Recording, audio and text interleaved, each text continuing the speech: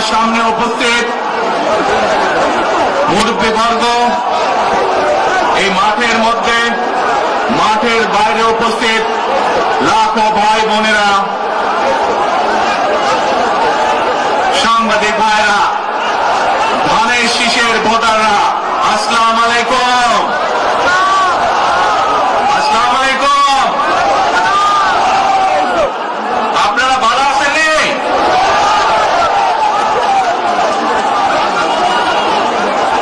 আলহামদুলিল্লাহ। প্রিয় ভাই বোনেরা, এই যে আপনারা এখানে আজকে লক্ষ লক্ষ মানুষ আজ এখানে সমবেত হয়েছেন, এই লক্ষ লক্ষ মানুষ সমবেত হওয়ার এই পরিস্থিতি তৈরি করার জন্য হাজারো মানুষ প্রাণ বিসর্জন দিয়েছে গত 15 বছর। আপনারা আজকে এই যে লক্ষ মানুষ এখানে উপস্থিত হয়েছেন, আপনাদের যে রাজনৈতিক অধিকার প্রতিষ্ঠা করার জন্য, আপনাদের কথা বলার বাক স্বাধীনতার অধিকার, আপনাদের নিরাপত্তা পাওয়ার অধিকার প্রতিষ্ঠিত করার জন্য আজ যে আপনারা এখানে একত্রিত হয়েছেন, এই অধিকার প্রতিষ্ঠিত করতে গিয়ে আমরা আমাদের মাঝে থেকে ইলিয়াস আলীকে হারিয়েছি, আমরা আমাদের মাঝে থেকে জুনায়েদকে হারিয়েছি, আমরা আমাদের মাঝে থেকে দিনারকে হারিয়েছি। সারা বাংলাদেশে গত 15 বছর 16 বছরে যারা এই দেশ থেকে পালিয়ে গিয়েছে 1 বছর আগে, তারা যখন এই দেশের মানুষের টুটি চেপে ধরেছিল, তারা এই দেশের মানুষের বাক স্বাধীনতা কেড়ে নিয়েছিল, তারা এই দেশের মানুষের ভোটের অধিকার কেড়ে নিয়েছিল, তারা শুধু ভোটের অধিকার কেড়ে নিয়েই সন্তুষ্ট থাকেনি, তারা শুধু মানুষের, সাধারণ মানুষের কথা বলার অধিকার কেড়ে নেই সন্তুষ্ট থাকে নাই, তারা ইলিয়াস আলী, জুনায়েদ, দিদারের মতন শত হাজারো মানুষকে তারা হত্যা করেছিল সেদিন। তারা বাংলাদেশের লক্ষ লক্ষ বিএনপি সহ লক্ষ লক্ষ সাধারণ মানুষকে গুম খুনের মামলা দিয়ে জর্জরিত করেছিল। প্রিয় ভাই বোনেরা, আমরা দেখেছি বিগত 15-16 বছরে উন্নয়নের নাম করে কিভাবে দেশের মানুষের সম্পদ লুটপাট করে বিদেশে পাচার করে দেওয়া হয়েছে। আজকে এই যে ঢাকা থেকে সিলেট বা সিলেট থেকে ঢাকার যে মহাসড়ক, 2005 সালে আমি এসেছিলাম, সুনামগঞ্জে বন্যা হয়েছিল, আমার আসতে লেগেছিল 4.5 ঘন্টার মতো, কিন্তু আজ আমরা দেখি 10 ঘন্টার মতন সময় লাগে। সিলেটের এই পুণ্যভূমির মানুষ, বহু মানুষ আছেন যারা লন্ডনে যাতায়াত করেন, লন্ডন যেতেও এত সময় লাগে না প্লেনে করে যেতেও। এই হচ্ছে আজকে উন্নয়নের ফিরিস্তি। প্রিয় ভাই বোনেরা, গত 15-16 বছরে আমরা দেখেছি কিভাবে একের পর এক নির্বাচনে ব্যালট বাক্স ছিনতাই হয়েছে, কিভাবে অমিদামির নির্বাচন হয়েছে, কিভাবে নিশি রাতের নির্বাচন হয়েছে, এবং এই নির্বাচনগুলোর মাধ্যমে, তথাকথিত নির্বাচনের মাধ্যমে বাংলাদেশের মানুষের ভোটের অধিকার তথা রাজনৈতিক অধিকারকে কেড়ে নেওয়া হয়েছিল। আজ আমরা এখানে একত্রিত হয়েছি, সেই মানুষগুলোর জীবনের বিনিময় যারা আমাদের সকলের জন্য রাজপথে নেমে এসেছিল। আমরা আজ এখানে একত্রিত হতে পেরেছি সেই মানুষগুলোর ত্যাগের বিনিময়ে যারা বিভিন্নভাবে নির্যাতিত হয়েছে, অত্যাচারিত হয়েছে, পঙ্গুত্ব বরণ করেছে। 2024 সালের 5ই আগস্ট ছাত্র জনতার অভ্যুত্থানের ভিতর দিয়ে বাংলাদেশের মানুষ 71 সালে যেভাবে দেশকে স্বাধীন করেছিল, 2024 সালের 5ই আগস্ট সেই স্বাধীনতাকে বাংলাদেশের মানুষ রক্ষা করেছে তাদের অধিকারকে প্রতিষ্ঠিত করার জন্য। প্রিয় ভাই বোনেরা, এখানে বহু মুরব্বী উপস্থিত আছেন, যারা কালের সাক্ষী শহীদ রাষ্ট্রপতি জিয়াউর রহমানের সময় কিভাবে দেশে বহুদলীয় গণতন্ত্র রচিত হয়েছে। বহু ভাই বোনেরা এখানে উপস্থিত আছেন যারা কালের সাক্ষী দেশ ও নেত্রী খালেদা জিয়ার সময় কিভাবে দেশে সংসদীয় গণতন্ত্রের ভিত্তি রচনা করা হয়েছিল। প্রিয় ভাই বোনেরা, একটু আগে আমরা বলেছি, আমি আমার বক্তব্যে বলেছি, ঢাকা সিলেট মহাসড়কের উদাহরণ দিয়ে যে কিভাবে এই দেশের তথাকথিত উন্নয়ন করার নামে দেশ থেকে মানুষের অর্থ লুটপাট করে নিয়ে যাওয়া হয়েছে। আমরা এই অবস্থার পরিবর্তন করতে চাই। প্রিয় ভাই বোনেরা, আপনারা কি আমার সাথে আছেন এই অবস্থার পরিবর্তন করতে? আলহামদুলিল্লাহ। প্রিয় ভাই বোনেরা, আমরা সারা বাংলাদেশের কৃষক ভাইদের পাশে দাঁড়াতে চাই। যদি ইনশাল্লাহ আপনারা আগামী 12 তারিখে ধানের শীষকে জয়যুক্ত করতে পারেন, আমরা ইনশাল্লাহ সারা বাংলাদেশের কৃষকদের পাশে তাহলে দাঁড়াতে পারবো। দাঁড়াতে চান কৃষক ভাইদের পাশে? আলহামদুলিল্লাহ। প্রিয় ভাই বোনেরা, আমরা দেখেছি শহীদ রাষ্ট্রপতি জিয়াউর রহমানের সময় এইভাবে খাল খনন করা হয়েছিল সারা বাংলাদেশে, এবং সেই খাল খনন করার মাধ্যমে কৃষকদের সেচ সুবিধা সহ মানুষের পানির সমস্যার সমাধান হয়েছিল। জানেন আপনারা এটা? খাল খনন নিয়ে কে কে জানেন? কে খাল খননের কথা শুনেছেন? এই তো হাজারো মানুষ হাত তুলেছে। প্রিয় ভাই বোনেরা, বিএনপি ইনশাআল্লাহ 12 তারিখের ভোটে নির্বাচিত হলে আমরা আবার খাল খনন কর্মসূচি শুরু করতে চাই।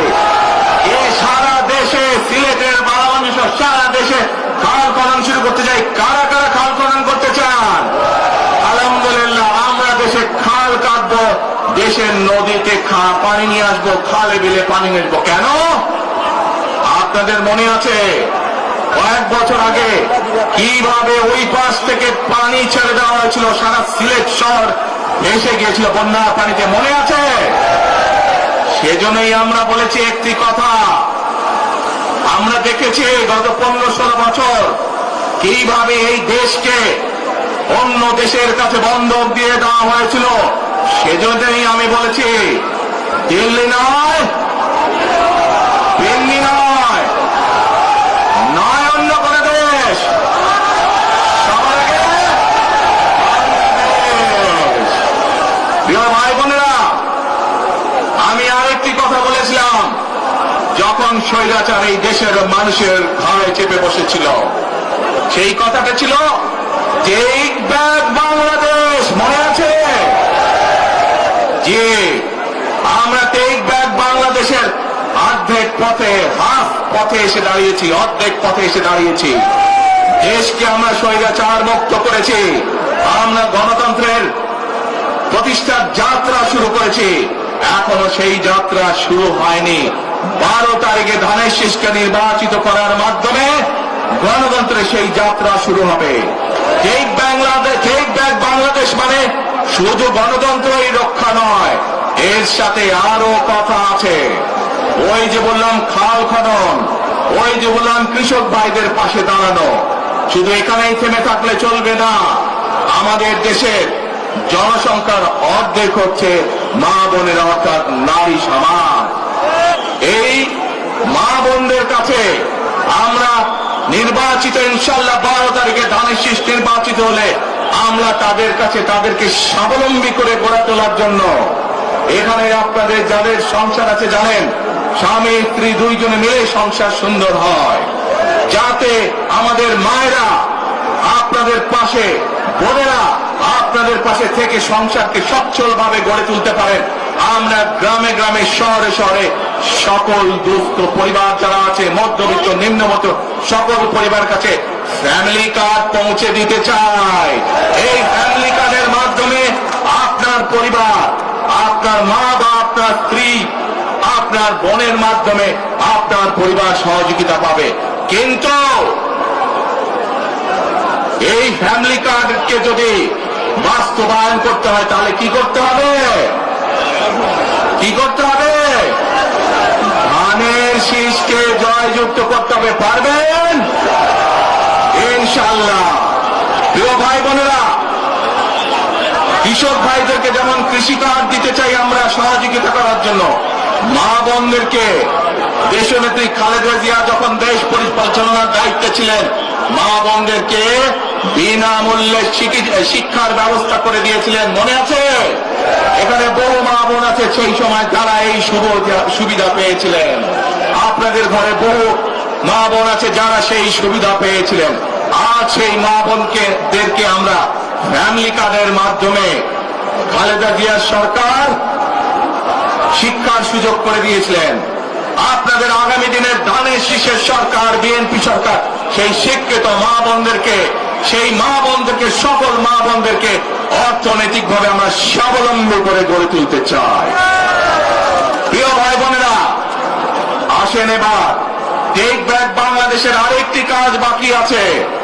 সেই কাজ হচ্ছে আমাদের দেশের লক্ষ লক্ষ যুবক যুবতী অর্থাৎ তরুণ সমাজের সদস্যরা, যুব সমাজের সদস্যরা, লক্ষ লক্ষ সদস্যরা বেকার হয়ে বসে আছেন, আছে না? এই বেকারদের জন্য আমরা কর্মসংস্থান তৈরি করতে চাই। সিলেটের মানুষ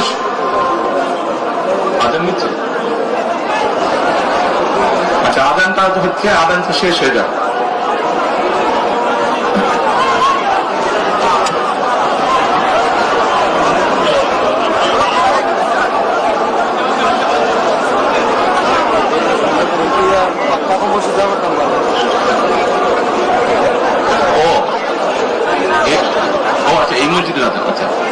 প্রিয় ভাই বোনেরা, এই দরগার মসজিদের আজান শুরু হলে আমরা কিছুক্ষণ বিরতি দিব আজানকে শেষ না পর্যন্ত, তাহলে তার আগে বক্তব্য রাখি নাকি?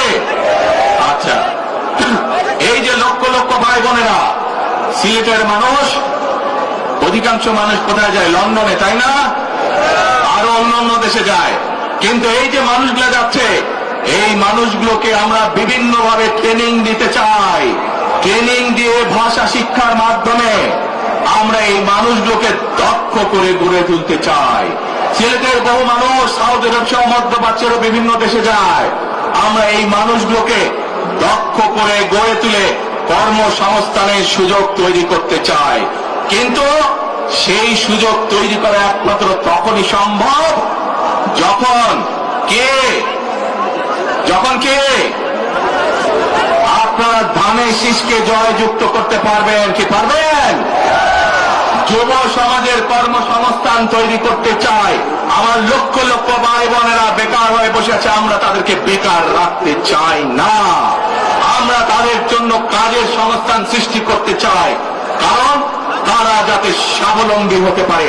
তাদেরকে বিভিন্ন বিষয়ে ট্রেনিং দিয়ে আমরা দক্ষ শ্রমিক হিসাবে গড়ে তুলতে চাই, সেটি দেশের ভেতরে, দেশের বাইরে, যাতে করে তারা কর্মসংস্থানের ব্যবস্থা করতে পারে। সরকার থেকেও আমরা ইনশাআল্লাহ সেই ব্যবস্থা গ্রহণ করব, যাতে সেই দক্ষ মানুষটিকে সারা পৃথিবীতে আমরা ছড়িয়ে ছিটিয়ে দিতে পারি, যাতে করে তারা স্বাবলম্বী হয়ে নিজের পায়ে দাঁড়াতে পারে। প্রিয় ভাই বোনেরা, আমরা বহু মানুষের জীবনের ত্যাগের বিনিময়ে আজকে এই গণতন্ত্রকে আমরা প্রতিষ্ঠিত করার পথে এগিয়ে যাচ্ছি।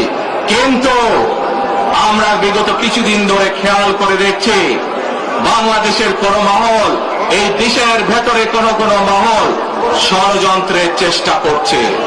গত কয়েকদিন ধরে আপনারা দেখেছেন, পত্র পত্রিকায় এসেছে, বিভিন্ন সোশ্যাল মিডিয়াতে এসেছে, মধ্যপ্রাচ্য সহ বিভিন্ন দেশে পোস্টাল ব্যালট যেগুলো পাঠানো আছে সেগুলোকে কিভাবে ডাকাতি করা হয়েছে। ঠিক যারা এই দেশ থেকে পালিয়ে গেছে তারা যেভাবে আপনাদের ভোট ডাকাতি করেছিল, ঠিক একইভাবে আবার সেই ষড়যন্ত্র শুরু হয়েছে। দেখেছেন আপনারা?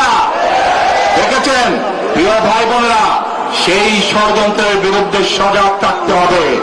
বিদেশে বসে তারা ষড়যন্ত্র করছে, একইভাবে আপনাদের আবার যে ইলিয়াস আলী, দিদার, জুনায়েদ সহ হাজারো মানুষের প্রাণের বিনিময়ে যে অধিকার আমরা অর্জন করেছি, 24-এ গণ আন্দোলনের, জনগণের আন্দোলনে এই সিলেট শহরে 13 জন আমাদের জীবন দান করেছে, 13টি প্রাণ ঝরে গিয়েছে আমাদের। প্রিয় ভাই বোনেরা, এই প্রাণগুলোর বিসর্জনের মাধ্যমে আমরা যে অধিকার আদায়ের পথে নেমেছি, একটি কুচক্রী মহল এর ভিতরে ষড়যন্ত্র শুরু করে দিয়েছে। দেশের ভেতরেও তাদের ষড়যন্ত্র থেমে নেই, কিন্তু 2024 সালের 5ই আগস্ট এই বাংলাদেশের জনগণ প্রমাণ করে দিয়েছে যে বাংলাদেশের জনগণ ঐক্যবদ্ধ থাকলে, ঐক্যবদ্ধভাবে নেমে আসলে যে কোনো ষড়যন্ত্রকে বাংলাদেশের মানুষ প্রতিহত করতে পারে। পারবেন আপনারা প্রতিহত করতে? ইনশাআল্লাহ। প্রিয় ভাই বোনেরা, এখন আমি আপনাদের সামনে একটি প্রশ্ন করতে চাই। এইখান থেকে আমার সামনে যারা বসে আছেন, এর মধ্যে থেকে মুরব্বী যারা বসে আছেন, ওমরা বা হজ করতে গিয়েছেন, এরকম একজন হাত তুলেন, ওমরা বা হজ করে আসছেন, একজন মুরব্বী মানুষ, ওই যে লাল টুপি পরে নিয়ে আসো তোমাকে। আপনি আসেন দেখি সামনে, সামনে আসেন, আমার কাছে আসেন।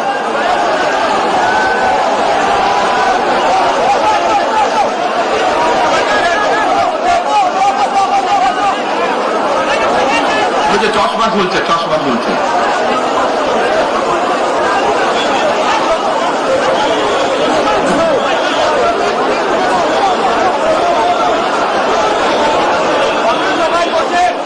বসেন, আপনারা বসেন, উনি এখনই মঞ্চে উঠবে, আপনারা সবাই দেখতে পারবেন কে মানুষটা।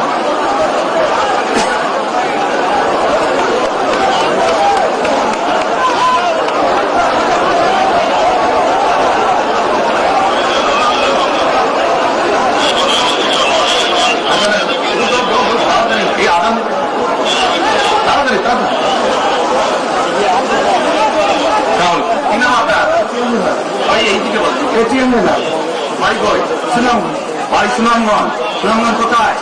এই সুনামগঞ্জের মানুষ আছে এখানে? আপনাদের মানুষ?